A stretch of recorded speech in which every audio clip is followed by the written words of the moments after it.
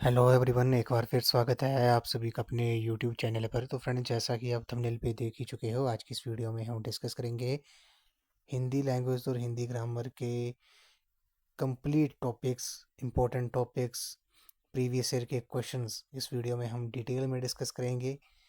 जो आपकी mainly revision series के तहत जो है ये टॉपिक्स और क्वेश्चंस रहेंगे, जो कि आपको HP बी एड एंट्रांस 2026 के एग्ज़ाम के लिए काफ़ी हेल्पफुल साबित होंगे।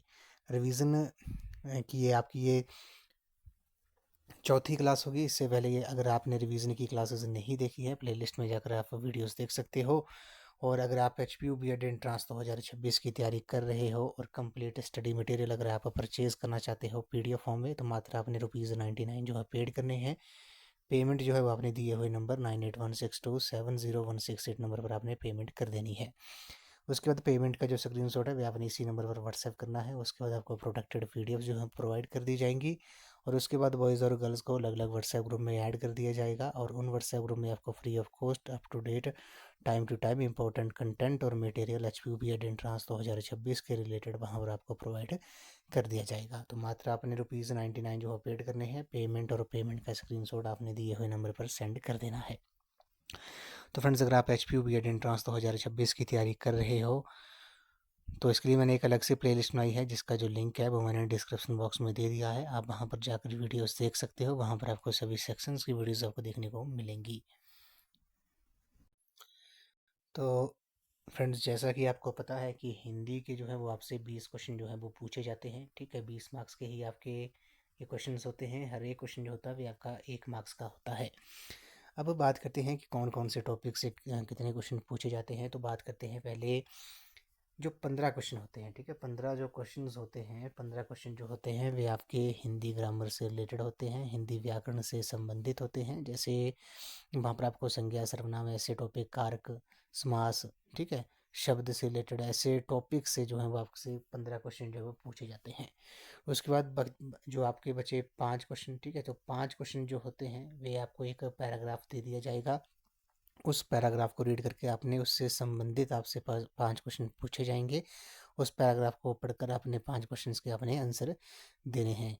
तो ये जो पैराग्राफ वाला जो 5 क्वेश्चंस होते हैं ये आपके फ्री के मार्क्स होते हैं। इसमें आपने एक भी गलत नहीं करना है। बिल्कुल आपने ध्यानपूर्वक उस पैराग्राफ को पढ़ना है और उसको पढ़कर आपने उसके आंसर जो हैं वो आपने देने हैं। बाकी आपने इसकी आप प्रैक्टिस भी कर सकते हो, ऑनलाइन प्रैक्टिस भी कर सकते हो पैराग्राफ वाले की। बस पैराग्राफ को आपने 2 से 3 बार आपने रीड करना है। उसके बाद आपने ध्यानपूर्वक जो है इसके आंसर अपने देने हैं। तो ये 5 मार्क्स जो है बिल्कुल फ्री के हैं। इसमें आप 5 के 5 मार्क्स भी आप ले सकते हो। बाकी जो बचे आपके 15 क्वेश्चन जो होते हैं वे आपके हिंदी ग्रामर से रिलेटेड होते हैं। अब वैसे तो हमने टॉपिक्स जो है वो इम्पोर्टेंट टॉपिक्स जो है वो कवर कर लिए हैं। कंप्लीट स्टडी मटेरियल भी अगर आप परचेज करते हो, वहाँ पर भी आपको कंप्लीट स्टडी मटेरियल सभी सेक्शन का आपको मात्र ₹99 में मिल जाएगा। अब 15 क्वेश्चंस के तहत मैं आपके लिए आज इम्पोर्टेंट टॉपिक्स लेके आया हूँ इस वीडियो में। तो वीडियो को शुरू करते हैं। तो सबसे पहले बात करते हैं तत्सम शब्दों के बारे में। आपने सुना ही होगा तत्सम शब्द क्या होते हैं। बिल्कुल इजी लैंग्वेज में मैं इजी लैंग्वेज आपके लिए लेके आया हूँ, ताकि अगर आपने अभी तक कुछ भी नहीं भी पढ़ा है तो उसके पॉइंट ऑफ व्यू से भी आपके लिए ये जो बेसिक सी लैंग्वेज है, बिल्कुल इजी लैंग्वेज में जो है वो आपको समझ आ जाएगा। ठीक है, तो तत्सम शब्द जो होते हैं, तत्सम का जो संधि विच्छेद होता है वह तत् प्लस सम होता है। और तत्सम शब्द का जो अर्थ होता है वह होता है आपका उसके समान। ठीक है, तत्सम शब्द का अर्थ क्या होता है? उसके समान। यहाँ उससे तात्पर्य है संस्कृत के समान। तो इसकी डेफिनेशन की बात करते हैं तो हिंदी के बहुत सारे शब्द जो हैं वो संस्कृत में उसी रूप में ग्रहण कर लिए गए हैं जिस रूप में उनका प्रयोग संस्कृत में होता है। तो संस्कृत के कुछ ऐसे शब्द हैं जो बिल्कुल उसी रूप में हिंदी में जो है वो ग्रहण कर लिए गए हैं, जिस जैसा उनका प्रयोग जो संस्कृत में होता था बिल्कुल वैसा हिंदी में भी होता है। उन्हें तत्सम शब्द कहा जाता है। इन्हें तत्सम शब्द कहते हैं। जैसे भूमि, पुष्प, विद्वान, पृथ्वी, अहंकार, ममता, सुंदर, साहस, शनि शनि, रवि, स्वप्न, ये जो है वो आपके तत्सम शब्द हैं। ठीक है, तो तत्सम शब्द आपको पता लग गया होगा। तत्सम शब्द कौन से होते हैं? ऐसे शब्द जिनका प्रयोग संस्कृत में जिस रूप में होता है उसे उसी रूप में हिंदी में ग्रहण कर लिया गया है, और संस्कृत के तरह ही हिंदी में भी उसका प्रयोग किया जाने लगा है। उसके बाद बात करते हैं तत्सम शब्द तत्भव शब्दों के बारे में, ठीक है। तत्भव शब्द कौन से होते हैं? तो तत्भव शब्द तत्भव का जो अर्थ होता है उसका अर्थ होता है उससे उत्पन्न। तो संस्कृत के वे शब्द जो पाली प्राकृत अपभ्रंश पुरानी हिंदी से विकसित होते हुए हिंदी में अपने परिवर्तित रूप में प्रचलित हैं उन्हें तत्भव शब्द कहा जाता है। तो जैसे सप्त से सात हो गया, कर्म से काम, वर्ष से वर्ष, मात्र से माता, दुग्ध से दूध, कुम्भकार से कुम्हार, क्षीर से खीर, पत्र से पत्ता, मयूर से मोर।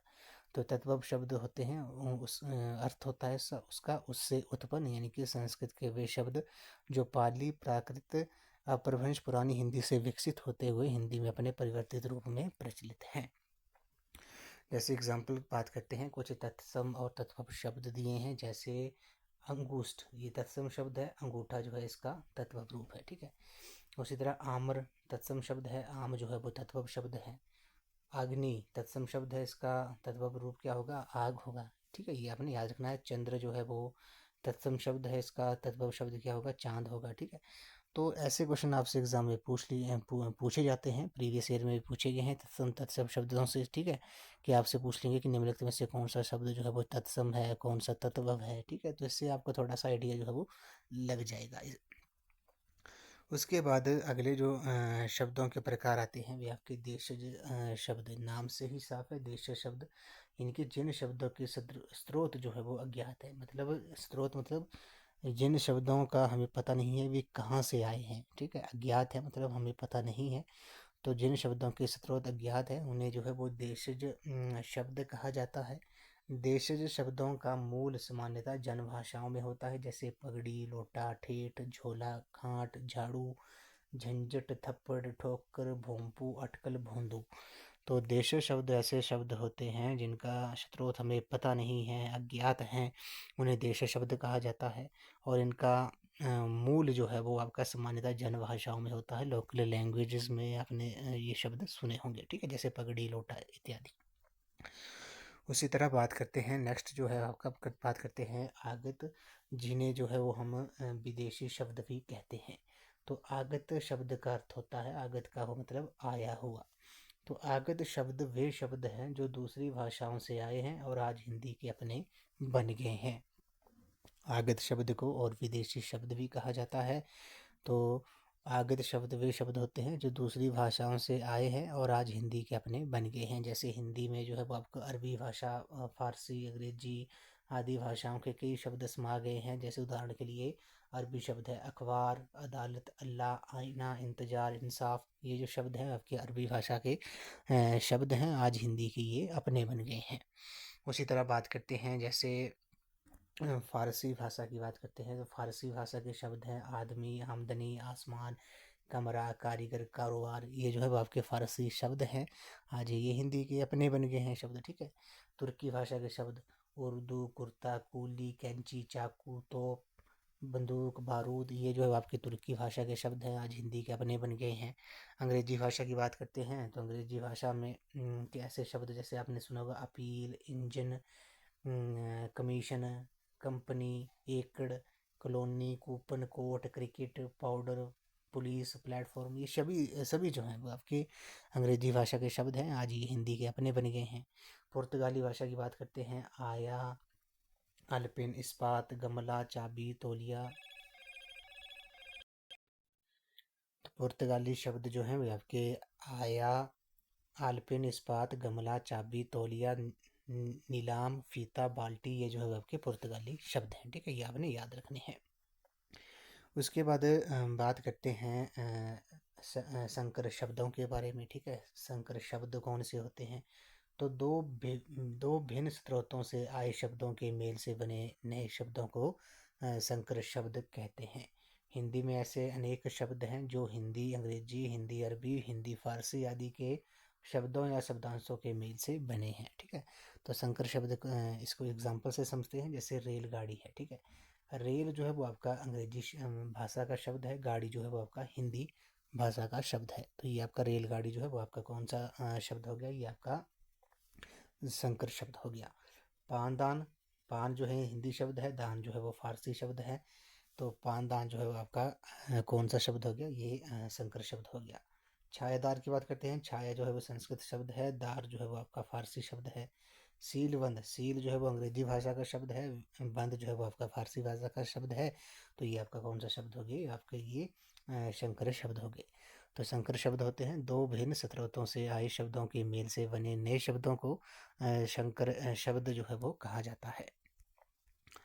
नेक्स्ट बात करते हैं उपसर्ग के बारे में। उपसर्ग के बारे में हमने पहले भी पढ़ा था। तो उपसर्ग जो होते हैं तो वे वाक्यांश जो मूल रूढ़ शब्द जैसे संज्ञा विशेषण आदि के पहले जुड़ते हैं उपसर्ग कहलाते हैं। इनके योग से शब्द के अर्थ में विशेषता आ जाती है। जैसे मूल शब्द है आपका दान, उपसर्ग लग गया आ तो बन गया आदान, प्र लग गया तो बन गया प्रदान। ज्ञान मूल शब्द है, अ और वी लग गया तो क्या बन गया? अज्ञान और विज्ञान बन गया। गुण मूल शब्द है, उपसर्ग लग गया अब और निर तो अब लग गया तो अपगुण बन गया, निर लग गया तो निर्गुण बन गया। ठीक है। तो उपसर्ग क्या होते हैं? उपसर्ग होते हैं आपके वे वाक्यांश जो मूल शब्द संज्ञा विशेषण आदि के पहले जुड़ते हैं, उन्हें उपसर्ग जो है वो कहा जाता है।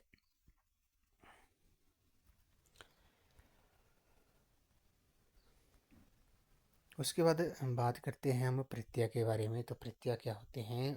प्रत्यय जो हैं उपसर्ग के उल्टे होते हैं। ये जो शब्दांश मूल शब्द के अंत में लगकर नए शब्द बनाते हैं उन्हें प्रत्यय कहा जाता है। जैसे दासता, दास प्लस ता, दास बंगाली में बंगाल प्लस ई, मिठाई प्लस मीठा प्लस आई, उपदेशक उपदेश उपदेश प्लस क। तो ये जो है वो आपके ता हो गया, ई हो गया, आई हो गया, ये जो है वो आपके प्रत्यय हैं।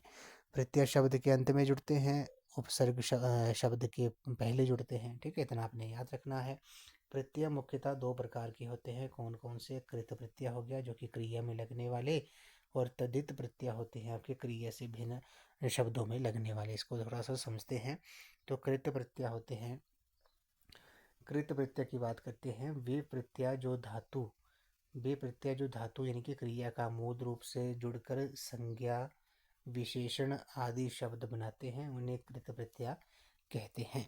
तो कृत प्रत्यय होते हैं वे प्रत्यय जो धातु क्रिया का मूल रूप से जुड़कर संज्ञा विशेषण आदि शब्द बनाते हैं उन्हें कृत प्रत्यय कहा जाता है। जैसे पढ़ धातु के साथ आई प्रत्यय और टिक के साथ आउ प्रत्यय जोड़कर पढ़ाई और टिकाऊ शब्द बनाए जाते हैं, तो वो कृत प्रत्यय कहलाते हैं। तद्धित प्रत्यय कौन से होते हैं? तद्धित प्रत्यय होते हैं आपके वे प्रत्यय जो धातु से भिन्न किसी शब्द संज्ञा सर्वनाम विशेषण के अंत में जुड़कर नए शब्द बनाते हैं उन्हें तद्धित प्रत्यय कहते हैं। जैसे नौकर से नौकरानी हो गया, अपना से अपनत्व हो गया, अच्छा से अच्छाई हो गया। तो ये आपका तद्धित प्रत्यय हो गया।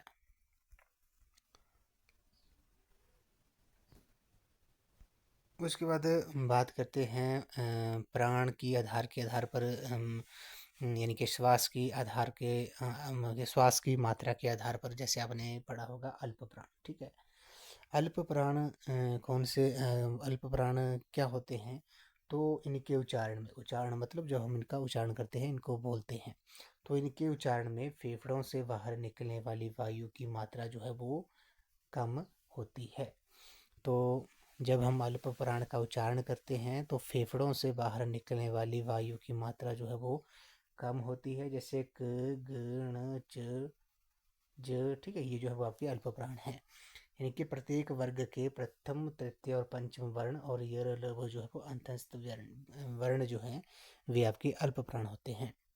जैसे वर्ग की बात करते हैं, वर्ग क्या होते हैं? जैसे क, ख, ग, घ, न। ठीक है, ये आपके कवर्ग हैं। क्या है? ये कवर्ग है। इसका पहला, ठीक है, तीसरा और पांचवा वर्ण, पहला क हो गया, तीसरा ग हो गया, पांचवा वर्ण हो गया। तो किसी भी वर्ग का पहला, तीसरा और पांचवा वर्ण जो होगा वे हमेशा क्या होगा? आपका अल्प प्राण होगा। क्या होगा? अल्प प्राण होगा। और अगर आपको ऐसे भी आपको थोड़ी सी मुश्किल आती है कि आपको चलो होता है काफ़ी टाइम, बड़ा टाइम हो गया आपको वर्णमाला पढ़े हुए। ठीक है, तो अगर आपको ऐसा नहीं लगता है ठीक, तो आप क्या कर सकते हो? जो भी आपको ऑप्शंस दिए होंगे, जैसे बोला होगा कि निम्नलिखित में से कौन सा अल्प प्राण है, तो आपने क्या करना है? उनका उच्चारण कर लेना है। जैसे चारों ऑप्शंस में चारों ऑप्शंस में अपने क्या करना है, उनका उच्चारण कर लेना है। अगर जिस वर्ण के उच्चारण के समय अगर आपको लगेगा कि आपके फेफड़ों से जो बाहर वायु निकल रही है, अगर उसकी मात्रा जो है वो कम है, तो वे आपका क्या होगा, वे आपका अल्प प्राण होगा। ठीक है, बिल्कुल ईजी है। बाकी आप जितनी प्रैक्टिस करोगे उससे आपको जो है वो काफ़ी हेल्प जो है एग्ज़ाम में मिलेगी। उसी तरह महाप्राण जो है बिल्कुल इसका ऑपोजिट है। महाप्राण में क्या होगा, इनके उच्चारण में फेफड़ों से बाहर निकलने वाली वायु की मात्रा अपेक्षाकृत अधिक होती है। जैसे ख, ग, छ, ज, ठ, ण, थ, त, प, फ। ठीक है, प्रत्येक वर्ग के द्वितीय और चतुर्थ वर्ण जो होगा, और श, श, ह ऊष्म वर्ण। ठीक है, दूसरा और चौथा बिल्कुल जैसे अल्प प्राण में क्या था,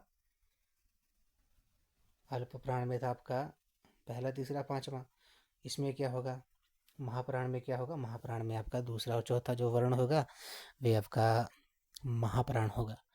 या फिर आप क्या कर सकते हो, उनका उच्चारण कर सकते हो। जो भी आपके पास ऑप्शन दिए होंगे, बोले पूछा होगा कि निम्नलिखित में से कौन सा महाप्राण है, तो जिस भी वर्ण का उच्चारण करते समय अगर आपकी फेफड़ों से बाहर निकले वाली वायु की मात्रा अधिक होती है, तो वो आपका कौन सा होगा, वे आपका महाप्राण होगा।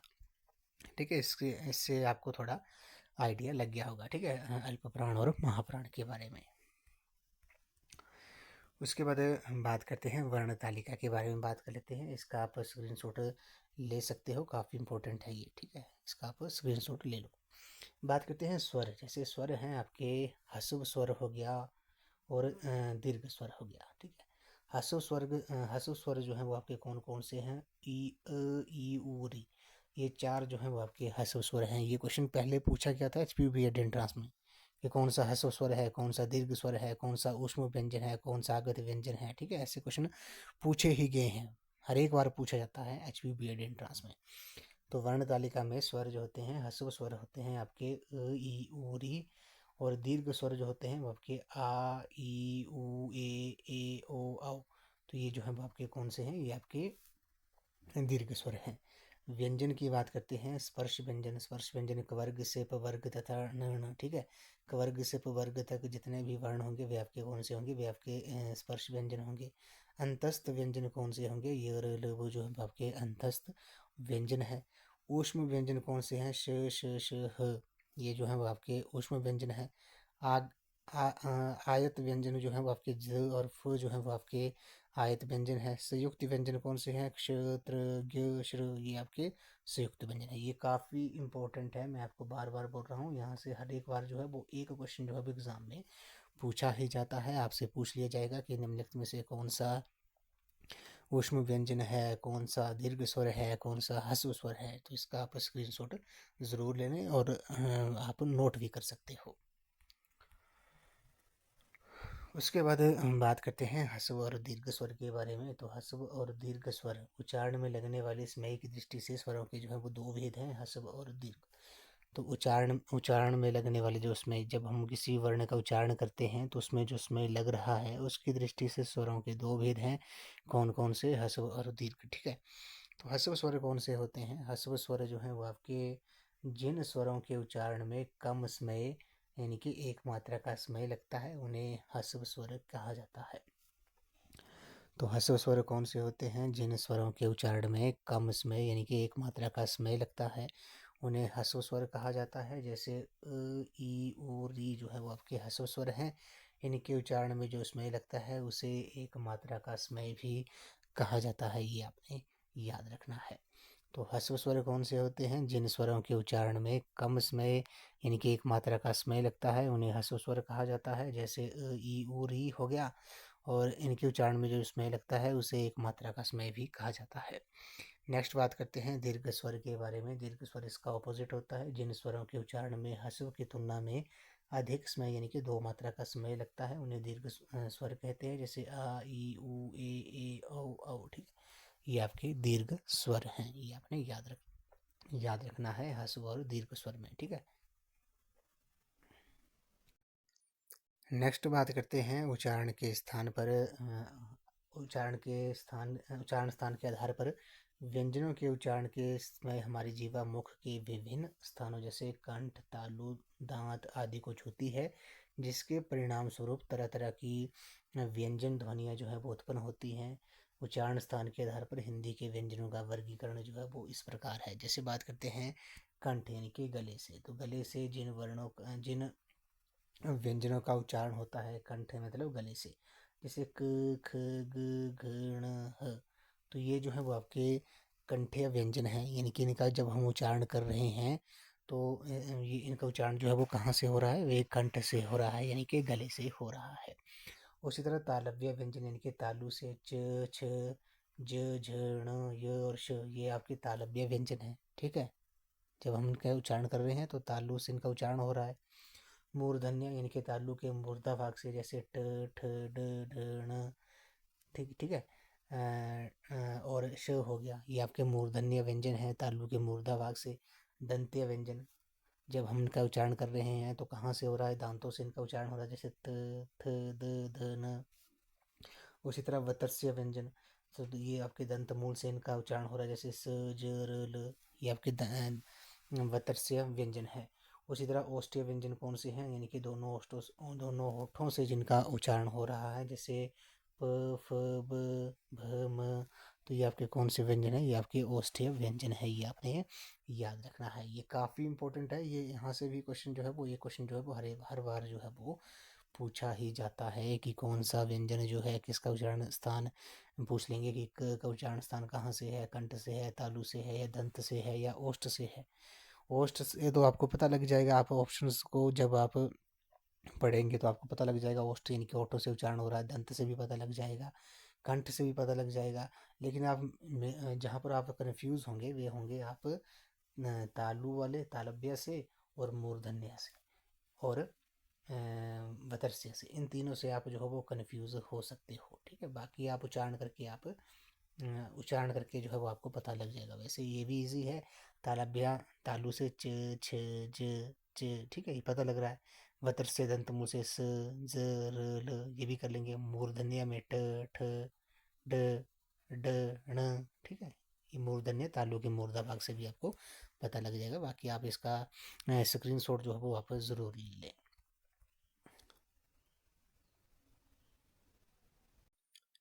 अब लास्ट में बात करते हैं हम इस वीडियो क्लास में युग्म शब्द के बारे में। युग्म शब्द कौन से होते हैं? युग्म का अर्थ होता है जोड़ा। ठीक है, युग्म का अर्थ होता है जोड़ा। जब एक शब्द अपने पर्याय, सहयोगी अथवा विलोम शब्द के साथ जोड़ा बनकर प्रयुक्त होता है तो उसे युग्म शब्द कहते हैं। जैसे धन दौलत, दाल रोटी, पाप पुण्य। तो ऐसे युग्म शब्दों में एक अतिरिक्त अर्थ निहित रहता है। जैसे दाल रोटी का सामान्य अर्थ है दाल सब्जी रोटी आदि, किंतु इसका दूसरा अर्थ भरण पोषण भी हो सकता है। जैसे इस आदमी के सारे दाल रोटी चलती है। ठीक है, ये आपको पता लग गया होगा। तो युग्म शब्द कौन से होते हैं? युग्म का अर्थ होता है जोड़ा। जब एक शब्द अपने पर्याय, सहयोगी अथवा विलोम शब्द के साथ जोड़ा बनकर प्रयुक्त होता है तो उसे युग्म शब्द कहा जाता है। जैसे धन दौलत दाल रोटी। ठीक है, तो ये आपको पता लग जाएगा जब भी आपसे एग्जाम में क्वेश्चन पूछेंगे। ऑप्शंस को बिल्कुल ध्यानपूर्वक आपने पढ़ना है, बाकी आपको इसका पता लग जाएगा। ठीक है, तो फ्रेंड्स आज की इस वीडियो में बस इतना ही। आज हमने हिंदी लैंग्वेज और हिंदी का ग्रामर के कुछ इंपॉर्टेंट टॉपिक्स जो है रिवीजन सीरीज़ के तहत कुछ डिस्कस किए हैं, जो मैंने आपको आगामी HP BEd एंट्रांस 2026 के एग्ज़ाम के लिए ये काफ़ी हेल्पफुल साबित होंगे। आपने शॉर्ट फॉर्म में जो है नोट्स वो आपने ज़रूर लेने हैं, क्योंकि रिवीजन के टाइम आपको काफ़ी हेल्प जो है इससे मिलेगी। तो फ्रेंड्स, अगर आप HP BEd एंट्रांस 2026 की तैयारी कर रहे हो और कंप्लीट स्टडी मटेरियल अगर आप परचेज़ करना चाहते हो तो मात्र आपने ₹99 जो पेड करने हैं। पेमेंट जो है वो आपने 9816270168 नंबर पर आपने पेमेंट कर देनी है। और पेमेंट करने के बाद पेमेंट का स्क्रीनशॉट भी आपने इसी नंबर पर व्हाट्सएप कर देना है। उसके बाद आपको प्रोटेक्टेड PDF जो है प्रोवाइड कर दी जाएंगी सभी सेक्शन की। और उसके बाद बॉयज़ और गर्ल्स को अलग अलग व्हाट्सएप ग्रुप में ऐड कर दिया जाएगा, और उन व्हाट्सएप ग्रुप में आपको free of cost up to date time to time important content और मटेरियल HP BEd एंट्रांस 2026 के रिलेटेड आपको वहाँ पर प्रोवाइड कर दिया जाएगा। तो मात्र आपने ₹99 जो है पेड करने हैं। पेमेंट और पेमेंट का स्क्रीनशॉट आपने दिए हुए नंबर पर सेंड कर देना है। तो फ्रेंड्स, अगर आप HP BEd एंट्रांस 2026 की तैयारी कर रहे हो तो इसके लिए मैंने एक अलग से प्लेलिस्ट बनाई है, जिसका जो लिंक है वो मैंने डिस्क्रिप्शन बॉक्स में दे दिया है। आप वहाँ पर जाकर वीडियोस देख सकते हो, वहाँ पर आपको सभी सेक्शंस की वीडियोस आपको देखने को मिलेंगी। तो आज की इस वीडियो में बस इतना ही। तो थैंक यू फ्रेंड्स।